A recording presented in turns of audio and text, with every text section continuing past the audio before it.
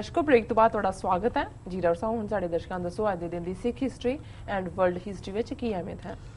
देखो जो मैं सिख हिस्टरी ਨੂੰ रिसर्च करदा है तो मैनू कई बार लगता है भी किवें सावरकर वर्गे जाली जे बंदे जिहदे बारे किताब भी हुण एक शायद आंध्रा दे स्कॉलर ने लिखी है, दलित स्कॉलर ने, कि किवें माफ़ी मंग के उत्थों ਜਿਹੜਾ ਉਹ ਅੰਡੇਮਾਨ ਨਿਕੋਬਾਰ ਕਾਲੇ ਪਾਣੀ ਚੋਂ ਆਇਆ, ਅੰਗਰੇਜ਼ਾਂ ਨੂੰ ਕਹਿੰਦਾ ਜੀ ਮੈਂ ਤਾਂ ਤੁਹਾਡੀ ਮੁਖਤਾਰਾ ਚ ਆ ਗਿਆ, ਤੁਹਾਡੇ ਵਰਗਾ ਰਾਜ ਹੀ ਕੋਈ ਨਹੀਂ ਜੀ, ਤੇ ਉਹਨੂੰ ਵੀਰ ਸਾਵਰਕਰ ਬਣਾਇਆ ਹੋਇਆ, ਉਹਦਾ ਬੁੱਤ ਪਾਰਲੀਮੈਂਟ ਚਲਾਇਆ ਹੋਇਆ।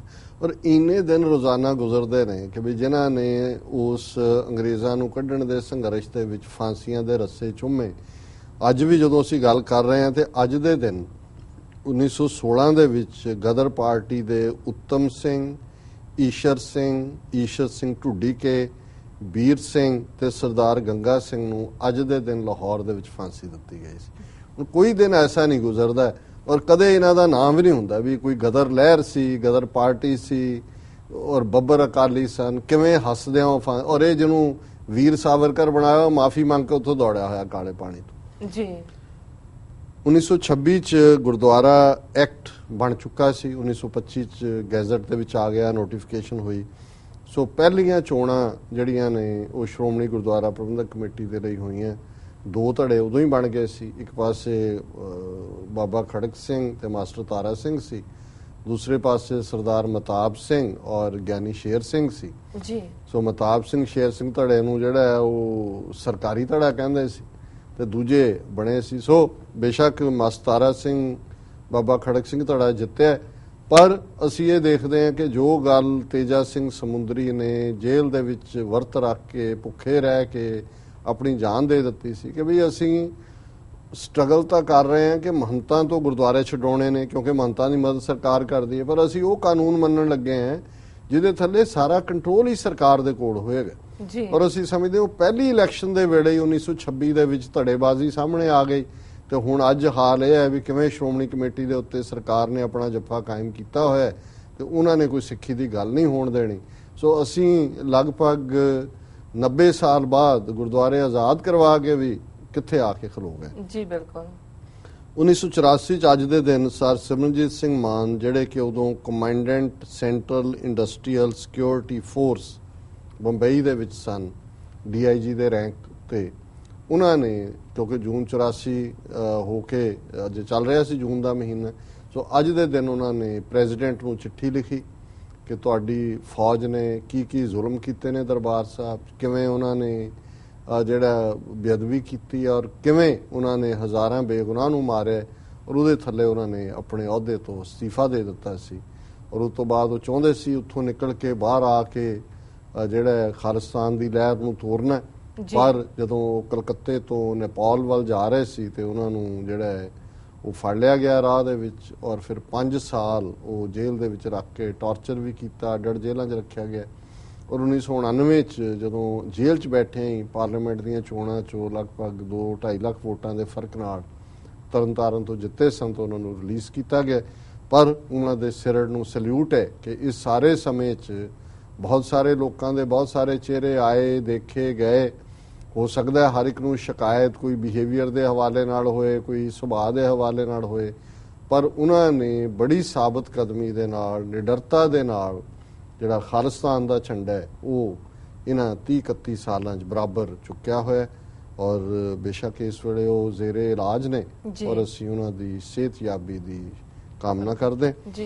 1996 ਚ ਦੇਵਗੌੜਾ ਪ੍ਰਧਾਨ ਮੰਤਰੀ ਬਣ ਗਿਆ ਸੀ ਔਰ ਬੇਸ਼ੱਕ ਉਹ ਆਪੋਜੀਸ਼ਨ ਵੱਲੋਂ ਸੀ, ਲੇਕਿਨ ਉਹਨੇ ਵੀ ਜੂਨ 84 ਦੇ ਘੱਲੂਘਾਰੇ ਬਾਰੇ ਮੁਆਫੀ ਮੰਗਣ ਦੀ ਗੱਲ ਤਾਂ ਕੀ ਕਰਨੀ, ਉਹਨੇ ਕਿਹਾ ਜੀ it was unfortunate. So world history ਦੇ ਹਵਾਲੇ ਨਾਲ ਸਵੀਡਿਸ਼ ਵਾਈਕਿੰਗ ਨੇ ਅੱਜ ਦੇ ਦਿਨ ਕਨਸਟੈਂਟਨੋਪਲ ਦੇ ਉੱਤੇ ਜਿਹੜਾ ਉਹ ਹਮਲਾ ਕੀਤਾ। ਵਿਲੀਅਮ ਪੈਨ ਨੇ ਅੱਜ ਦੇ ਦਿਨ ਫਿਲਾਡੈਲਫੀਆ, ਉਸ ਲਈ ਪੈਨਸਿਲਵੇਨੀਆ 'ਚ ਉਸ ਦੀ ਨੀਂਹ ਰੱਖੀ। 1812 ਚ ਅਮਰੀਕਾ ਨੇ ਫਿਰ ਇੰਗਲੈਂਡ ਦੇ ਖਿਲਾਫ ਲੜਾਈ ਡਿਕਲੇਅਰ ਕੀਤੀ। 1815 ਚ ਡਿਊਕ ਆਫ ਵੈਲਿੰਗਟਨ ਨੇ ਨੈਪੋਲੀਅਨ ਨੂੰ ਵਾਟਰਲੂ ਦੇ ਵਿੱਚ ਹਰਾਇਆ। ਹੁਣ ਅੱਜ ਸਾਰੇ ਅਮਰੀਕਾ ਭਰ 'ਚ ਹਾਈਵੇ ਬਣੇ ਹੋਏ ਨੇ। 1934 ਚ ਪਹਿਲੀ ਵਾਰੀ ਹਾਈਵੇ ਪਲੈਨਿੰਗ ਸਰਵੇ ਅਥਾਰਟੀ ਬਣੀ ਸੀ। ਚਰਚਲ 1940 ਚ ਉਹਨੇ ਇੱਕ ਸਪੀਚ ਕਿਹਾ, preservance so that future generations would remember that this was their finest hour। ਮੈਨੂੰ ਉਹਦੀਆਂ ਸਟੇਟਮੈਂਟਸ ਬਹੁਤ ਚੰਗੀਆਂ ਲੱਗਦੀਆਂ ਕਿ ਵੀ ਜਦੋਂ ਕੌਮ ਡਿੱਗੀ ਹੁੰਦੀ ਹੈ ਉਦੋਂ ਵੀ ਜਿਹੜਾ ਚੜ੍ਹਦੀ ਕਲਾ ਦੀ ਗੱਲ ਕਰਕੇ ਖੜਾ ਕਰਦੇ। 1948 ਚ ਅੱਜ ਦੇ ਦਿਨ UN commission on human rights ਨੇ charter of human rights adopt ਕੀਤਾ ਔਰ 1963 ਚ 3000 ਕਾਲਿਆਂ ਨੇ ਅੱਜ ਦੇ ਦਿਨ ਬੋਸਟਨ ਦੇ ਪਬਲਿਕ ਸਕੂਲ ਦਾ ਬਾਈਕਾਟ ਕੀਤਾ। ਜੀ ਡਾਕਟਰ ਸਾਹਿਬ ਤੁਹਾਡਾ ਬਹੁਤ ਬਹੁਤ ਧੰਨਵਾਦ। ਹੁਣ ਸਾਡੇ ਦਰਸ਼ਕਾਂ ਨੂੰ ਦੱਸੋ ਅੱਜ ਦਾ ਵਿਚਾਰ। ਅੱਜ ਦੇ ਵਿਚਾਰ ਲਈ ਅਸੀਂ ਕਬੀਰ ਸਾਹਿਬ ਦਾ ਸ਼ਬਦ ਚੁਣਿਆ, ਗੌੜੀ ਕਬੀਰ ਜੀ। ਉਹ ਸ਼ਬਦ ਹੈ ਅਸਥਾਵਰ ਜੰਗਮ कीत पतंगा अनक जन्म किए बौरंगा ऐसे कर हम बहुत बसाए जब हम राम गर्भ हुए आए जोगी जति तपी ब्रह्मचारी कबहू राजा छत्रपत कबहू पेखारी साकत मरै संत सब जीवें राम रसायन रसना पीवें कहो कबीर प्रभ कृपा कीजै हार परे अब पूरा ਦੀਜੇ ਜੀ। ਕਬੀਰ ਸਾਹਿਬ ਨੇ ਇਸ ਸ਼ਬਦ 'ਚ ਪਹਿਲਾਂ ਤਾਂ ਜਿਹੜੀਆਂ ਫਾਰਮਸ ਆਫ ਲਾਈਫ ਨੇ, ਇੱਕ ਜਿਹੜੀਆਂ ਇੱਕ ਥਾਂ ਤੇ ਟਿਕੀਆਂ ਹੋਈਆਂ ਅਸਥਾਵਰ ਜੰਗਮ ਕੀਟ ਪਤੰਗਾ, ਸਾਰੇ ਕੀੜੇ ਮਕੌੜੇ ਜਿਨ੍ਹਾਂ ਨੂੰ ਅਸੀਂ ਕਹਿੰਦੇ ਹਾਂ, ਉਹ ਅਨੇਕ ਜਨਮ ਕੀਏ ਬੌਰੰਗਾ ਕਿ ਦੇਖੋ ਅਕਾਲ ਪੁਰਖ ਨੇ ਕਿਵੇਂ ਡਿਫਰੈਂਟ ਫਾਰਮਸ ਦੇ ਵਿੱਚ ਲਾਈਫ ਕ੍ਰੀਏਟ ਕੀਤੀ ਹੈ। ਐਸੇ ਘਰ ਹਮ ਬਹੁਤ ਬਸਾਏ जब हम राम गर्भ होए आए। ਹੁਣ ਇਹ ਹਾਲਾਂਕਿ ਇਸ ਨੂੰ ਹਰ ਕੋਈ ਦੋ ਤਰ੍ਹਾਂ ਦੀਆਂ ਇੰਟਰਪ੍ਰੀਟੇਸ਼ਨਸ ਹੁੰਦੀਆਂ ਹਮੇਸ਼ਾ ਧਾਰਮਿਕ ਸਕ੍ਰਿਪਚਰ ਦੀਆਂ।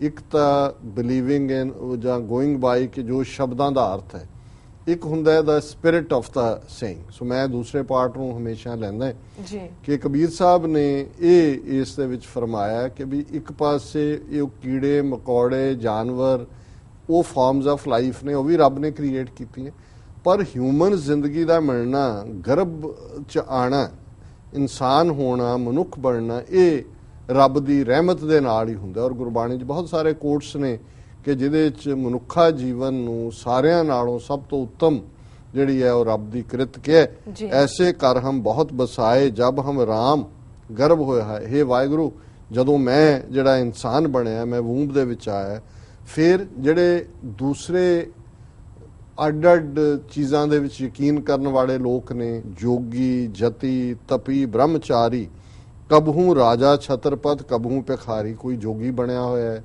ਕੋਈ ਜਤੀ ਹੈ, ਉਹਨੇ ਆਪਣੇ ਜਿਹੜਾ ਆਪਣੇ ਸੈਂਸਸ ਤੇ ਕੰਟਰੋਲ ਕੀਤਾ ਹੋਇਆ ਹੈ, ਤਪੀ ਕੋਈ ਬੜਾ ਸਾਧਨ ਕਰ ਰਿਹਾ, ਤਪ ਕਰ ਰਿਹਾ, ਬ੍ਰਹਮਚਾਰੀ ਜਿਹੜਾ ਗ੍ਰਸਤ ਤੋਂ ਦੂਰ ਹੈ, ਕਬਹੂ ਰਾਜਾ ਛਤਰਪਤ ਕੋਈ ਬਾਦਸ਼ਾਹ ਹੈ, ਕੋਈ ਭਿਖਾਰੀ, ਕਬਹੂ ਛਤਰਪਤ ਕਬਹੂ ਭਿਖਾਰੀ।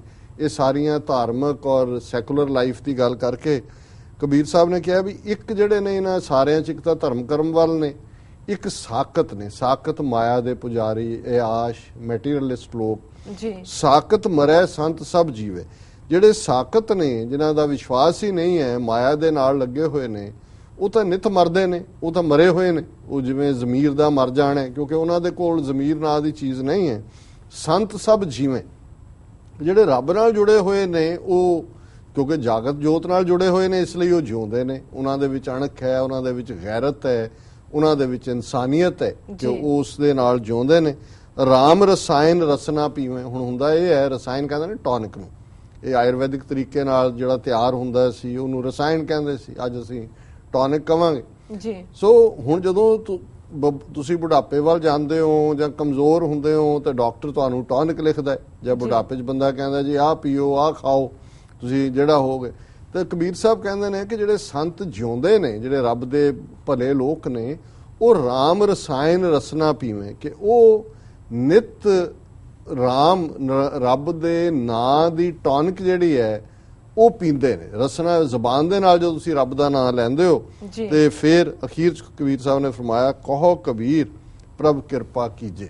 ਹੁਣ ਉਹਨਾਂ ਨੇ ਨਤਮਸਤਕ ਹੁੰਦੇ ਆ ਰੱਬ ਦੇ ਸਾਹਮਣੇ ਆਪਣਾ ਆਪ ਰੱਖਦੇ ਆ, ਕਿਹਾ ਕਿ ਹੇ ਵਾਹਿਗੁਰੂ ਟੇਕ ਮਰਸੀ ਔਨ ਮੀ, ਮੇਰੇ ਤੇ ਦਇਆ ਕਰੋ। ਕਹੋ ਕਬੀਰ ਪ੍ਰਭ ਕਿਰਪਾ ਕੀਜੇ, ਹੇ ਪ੍ਰਭੂ, ਹੇ ਵਾਹਿਗੁਰੂ ਕਿਰਪਾ ਕਰੋ। ਹਾਰ ਪਰੇ ਆਸ, ਹਾਰ ਪਰੇ ਅਬ ਪੂਰਾ ਦੀਜੇ, ਕਿ ਮੈਂ ਹਾਰ ਗਿਆ, ਹੁਣ ਮੇਰੇ ਐਫਰਟ ਨਾਲ ਮੈਂ ਤੈਨੂੰ ਨਹੀਂ ਪਾ ਸਕਦਾ, ਮੇਰੇ ਤੇ ਦਇਆ ਕਰ ਤੇ ਮੈਨੂੰ ਤੂੰ ਆਪਣੀ ਕਿਰਪਾ ਦੇ ਨਾਲ ਆਪਣੀ ਬਖਸ਼ਿਸ਼ ਦੇ ਨਾਲ ਪਰਫੈਕਟ ਕਰ ਦੇ। ਹਾਰ ਪਰੇ ਅਬ ਪੂਰਾ ਦੀਜੇ, ਹੁਣ ਮੈਨੂੰ ਜਿਹੜਾ ਹੈ ਉਹ ਪਰਫੈਕਸ਼ਨ ਦੇ ਦੇ, ਮੈਨੂੰ ਪੂਰਾ ਕਰ ਲੈ, ਆਪਣੇ ਨਾਲ ਮਿਲਾ ਲੈ ਜੀ। ਇਹ ਕਬੀਰ ਸਾਹਿਬ ਦਾ ਫਰਮਾਨ ਹੀ ਸਾਡਾ ਅੱਜ ਦਾ ਵਿਚਾਰ ਹੈ ਜੀ। ਡਾਕਟਰ ਸਾਹਿਬ ਤੁਹਾਡਾ ਬਹੁਤ ਬਹੁਤ ਸ਼ੁਕਰੀਆ, ਤੁਸੀਂ ਅੱਜ ਦਾ ਵਿਚਾਰ ਸਾਡੇ ਦਰਸ਼ਕਾਂ ਨਾਲ ਸਾਂਝਾ ਕੀਤਾ ਹੈ। ਇਸ ਦੇ ਨਾਲ ਆਪਣੇ ਵੀਅਰਸ ਕੋਲ ਲੈਣੇ ਇਜਾਜ਼ਤ। ਵੀਅਰਸ, ਸਾਡੇ ਪ੍ਰੋਗਰਾਮ ਦਾ ਸਮਾਂ ਇੱਥੇ ਸਮਾਪਤ ਹੁੰਦਾ। ਤੁਸੀਂ ਆਪਣੇ ਰਾਏ ਤੇ ਸੁਝਾਅ ਸਾਨੂੰ ਭੇਜਣਾ ਨਾ ਭੁੱਲਣਾ ਸਾਡੇ ਇਸ ਪਤੇ ਤੇ sos@tv84.tv ਤੇ। ਅਸੀਂ ਆਪਣਾ ਪ੍ਰੋਗਰਾਮ ਲੈ ਕੇ ਫਿਰ ਦੁਬਾਰਾ ਤੁਹਾਡੇ ਸਾਹਮਣੇ ਹੋਵਾਂਗੇ। ਤਦ ਤੱਕ ਲਈ ਮੈਨੂੰ ਤੇ ਡਾਕਟਰ ਸਾਹਿਬ ਨੂੰ ਆਗਿਆ ਦਿਓ ਤੇ ਦੇਖਦੇ ਰਹੋ TV 84। ਬੁਲਾ ਦਿਓ ਫਤਿਹ। ਵਾਹਿਗੁਰੂ ਜੀ ਕਾ ਖਾਲਸਾ, ਵਾਹਿਗੁਰੂ ਜੀ ਕੀ ਫਤਿਹ।